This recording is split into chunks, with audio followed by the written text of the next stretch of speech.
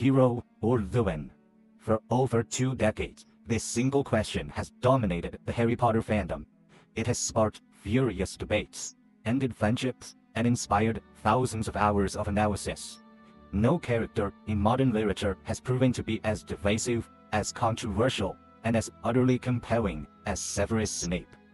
The moment Alan Rickman first swept onto the screen, with his silken, menacing voice and his iconic black robes, a new layer was added to this debate. Rickman's portrayal was magnetic. It was nuanced, heartbreaking, and undeniably sympathetic. He gave Snape a tragic dignity, a profound sadness that made his final redemption feel not only earned, but inevitable. But here is the problem. The Severus Snape we saw in the films is not the Severus Snape we read in the books. Alan Rickman's performance, while brilliant, was a filter. It softened the character's sharpest edges. It smoothed over his most monstrous actions. It made us want to forgive him. The books, however, offer no such comfort.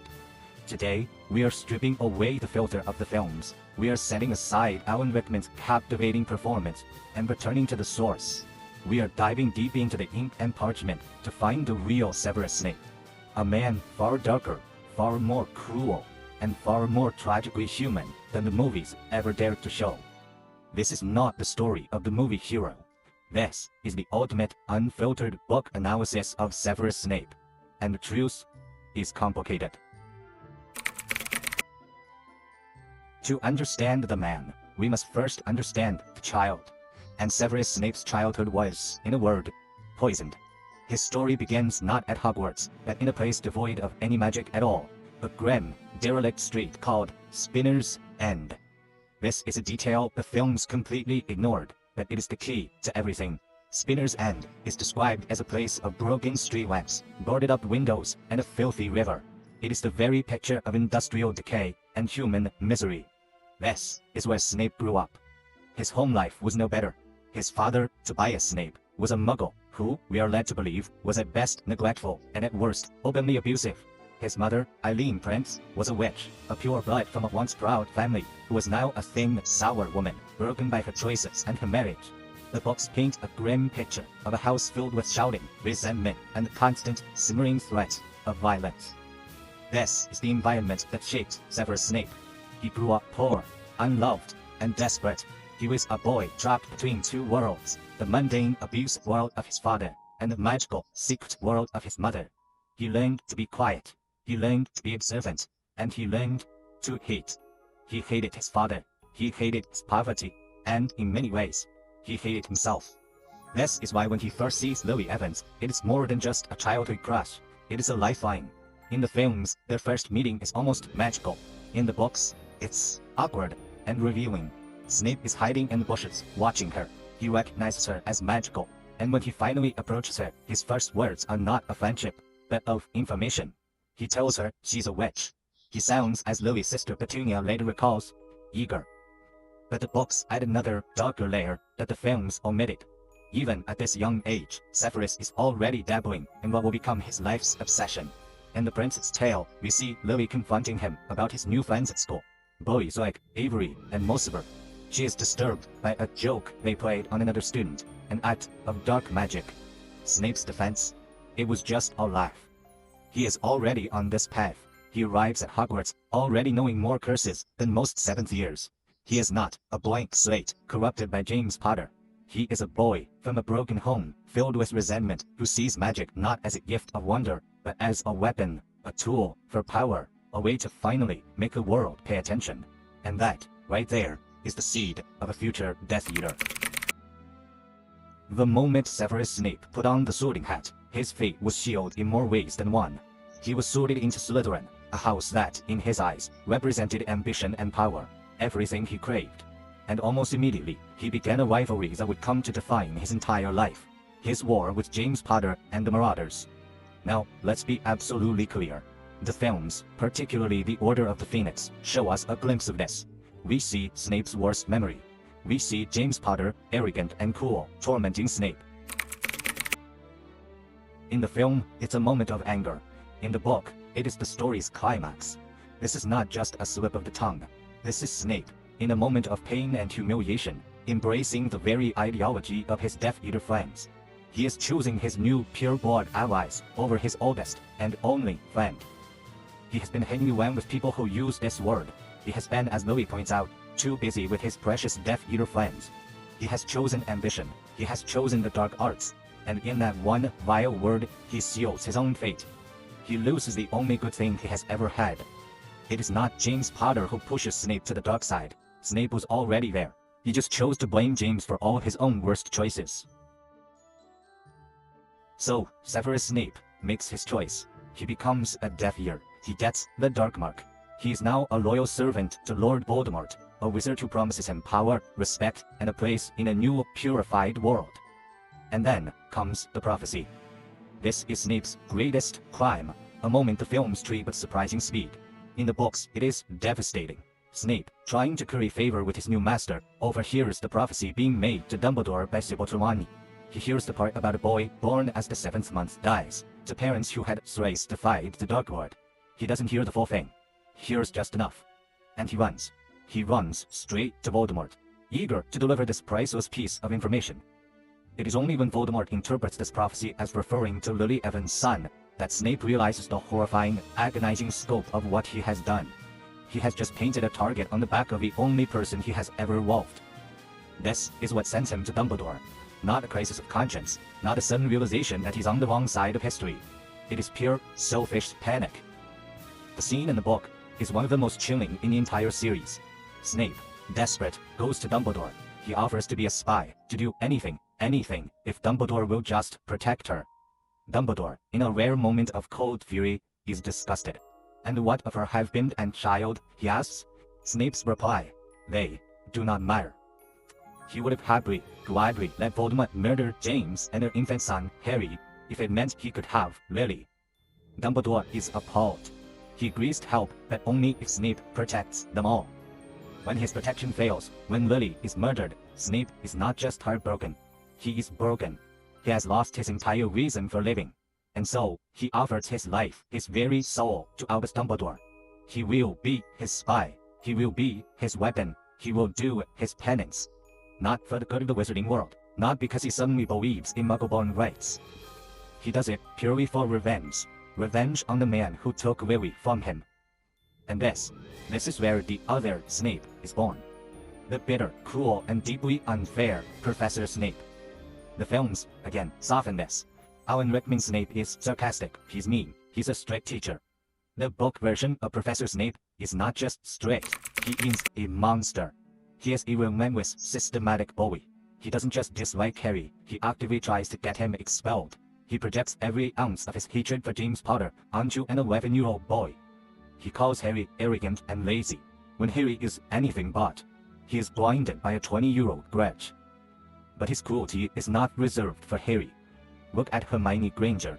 The films skip this, but in the Goblet of Fire, after Draco Malfoy hexes Hermione, making her front teeth grow down to her collar, Snape's reaction is not to punish Malfoy. It is to look at a crying, humiliated Hermione and sneer, "I see no difference." Let that sink in. A grown man, a professor, tells a 14-year-old girl that her magically disfigured appearance is her normal appearance. It is an act of pure, distilled cruelty. And then, there is Neville Longbottom. This is perhaps Snape's most indefensible crime. The films turn Neville's boggart, Professor Snape, into a punchline, a moment of comedy. In the books, it is anything but funny. It is horrifying. It means that the thing a young, traumatized boy fears most in the world, more than the Death Eaters who tortured his parents into insanity, is his potions master. Snape's treatment of Neville is psychological torture. He bullies him in every single class. He melts his cauldron. He threatens to poison his pet toad Trevor just to watch Neville squirm. This isn't tough love. It isn't strict teaching.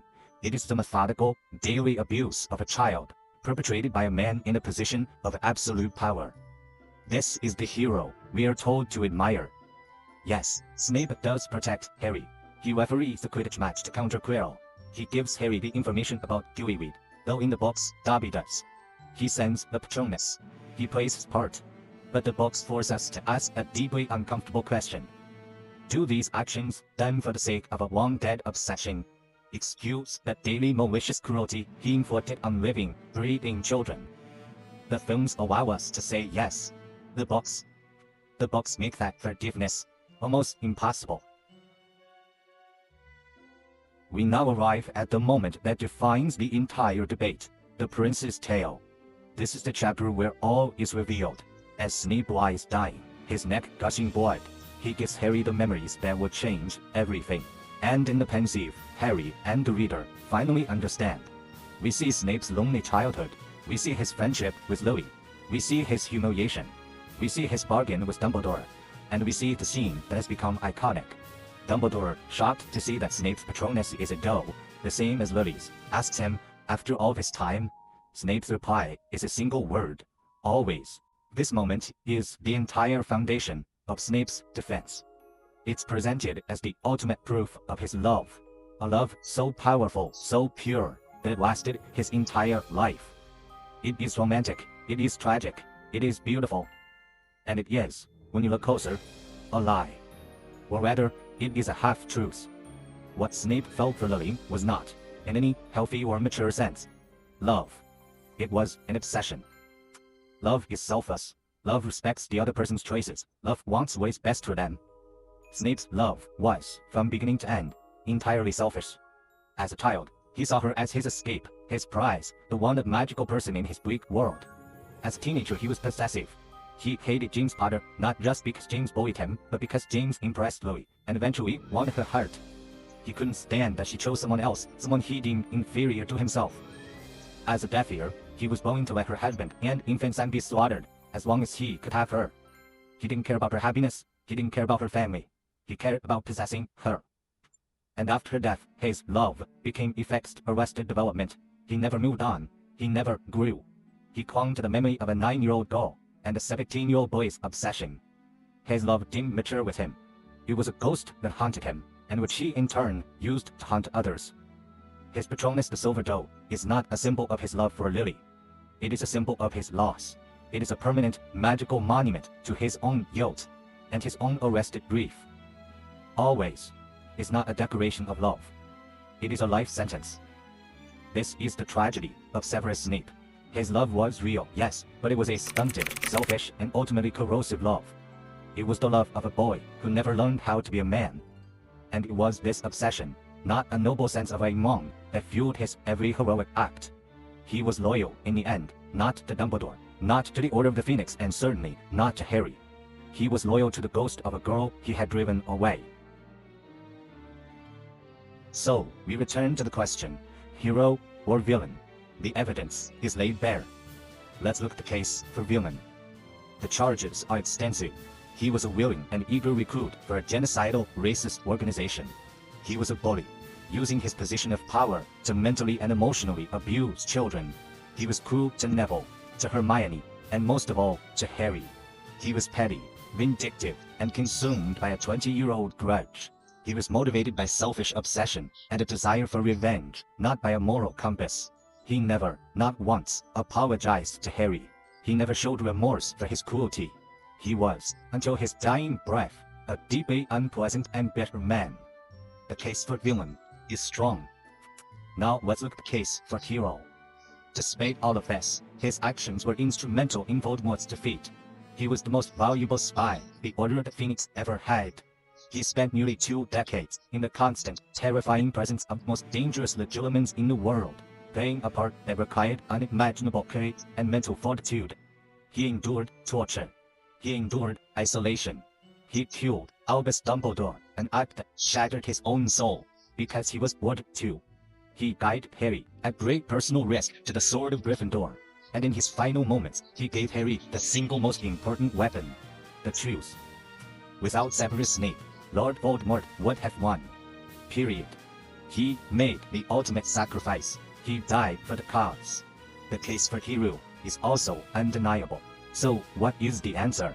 The films and Alan Rickman's performance push us to choose hero. They ask us to let his final sacrifice wash away the sins of his life. But the books are braver than that. They refuse to give us such an easy answer. The truth is that Severus Snape is neither. He cannot be contained by a simple binary label. Snape is not a hero, and he is not a villain. He is a tragedy. He is the tragic story of a boy so broken by his childhood that he could never become a whole man. He is a testament to the fact that courage and cruelty can, and often do, exist within the same person. He was a man who did heroic, world-saving things, but was never in his heart a heroic person. His good deeds were rooted in selfish, dark, and obsessive motives, but in the end, they were still good deeds. They still saved the world. J.K. Rowling gave us something far more complex than a story of simple good versus evil. She gave us Severus Snape, a character who forces us to confront an uncomfortable reality, that a person can be simultaneously brave and hateful, loyal and petty, a savior and an abuser. He was not a hero who was secretly a villain, and he was not a villain who was secretly a hero. He was just Severus Snape, the boy from Spinner's End, the half-blood prince, the man who loved a ghost, and, in his quest to avenge her, accidentally saved everyone. Alan Rickman made us like him. He gave Snape a grace and a warmth that the character, as written, never deserved. And that's okay. But the Snape of the books, the real Snape, is a far more challenging and far more honest creation. He is, without question, the most complex and brilliantly written character in the entire Harry Potter saga. So, what do you think? After hearing the unfiltered truth from the books, where do you stand on the great Snape debate? Let us know in the comments below.